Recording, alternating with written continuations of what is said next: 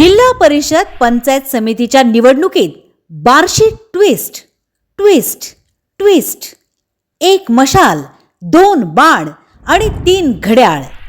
महायुतीतल्या राष्ट्रवादी शिवसेनेची ठाकरे सेनेबरोबर युती होणार का? मुंबईत आणि राज्यात शिंदे व ठाकरे सेनेचे विळ्या भोपळ्याचे सख्य आहे, अर्थात 36चा आकडा आहे.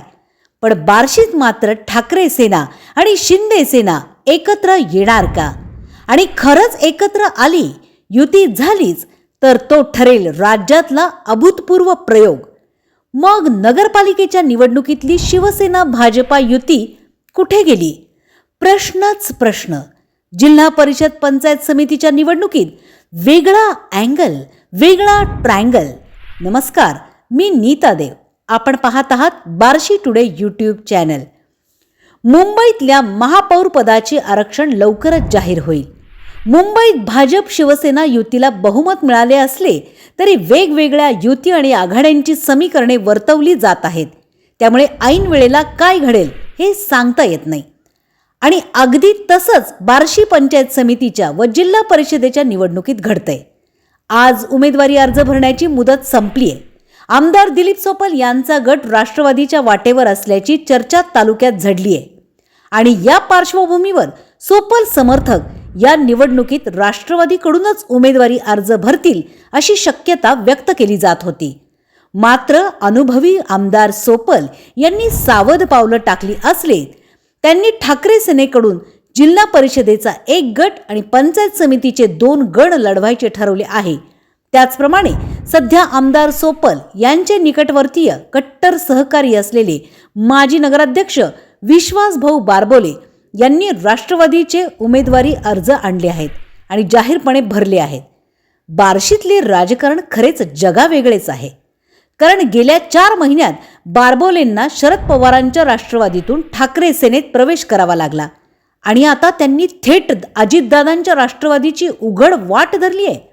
सध्या सोपल आणि बारबोले एकत्र आणि एकच असल्यामुळे ही या दोघांची एकत्रित खेळी आहे आणि ठाकरे सेना व अजितदादांची राष्ट्रवादी या दोन्ही पक्षांमध्ये आपली पकड आणि बस्तान कायम ठेवण्यात सोपल बारबोले यशस्वी झाले आहेत आणि त्याबद्दल फारसं आश्चर्य वाटायचं कारण नाही.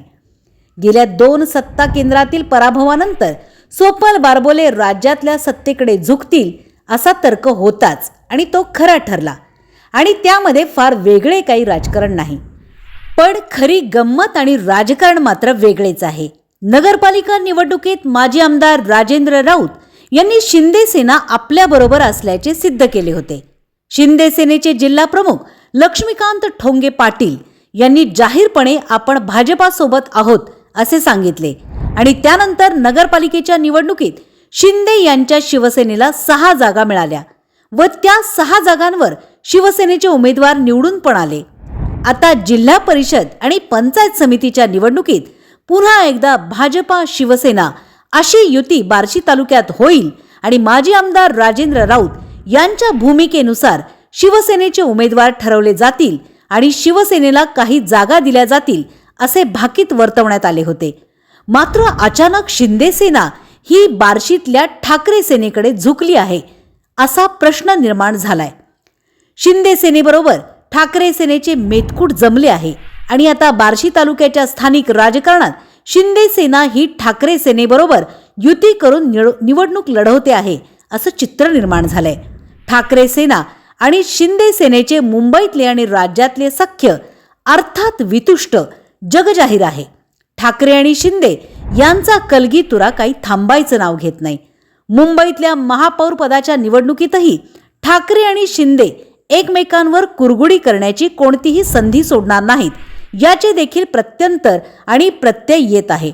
अशा परिस्थितीत बार्शी तालुक्यात जर शिंदे सेना आणि ठाकरे सेना यांनी एकत्रित लढण्याचा निर्णय घेतला तर तो राज्यातला फार मोठा अभूतपूर्व प्रयोग ठरणार आहे.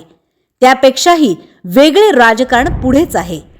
कारण मग बार्शी तालुक्यात नगरपालिकेत शिवसेना भाजपाबरोबर आणि जिल्हा परिषद व पंचायत समितीमध्ये ठाकरे सेनेबरोबर अशी विसंगती निर्माण होईल.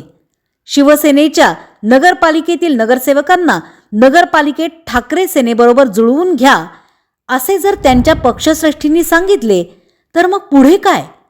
या आणि अशाच राजकीय बातम्यांसाठी पाहत रहा फक्त बार्शी टुडे यूट्यूब चॅनल.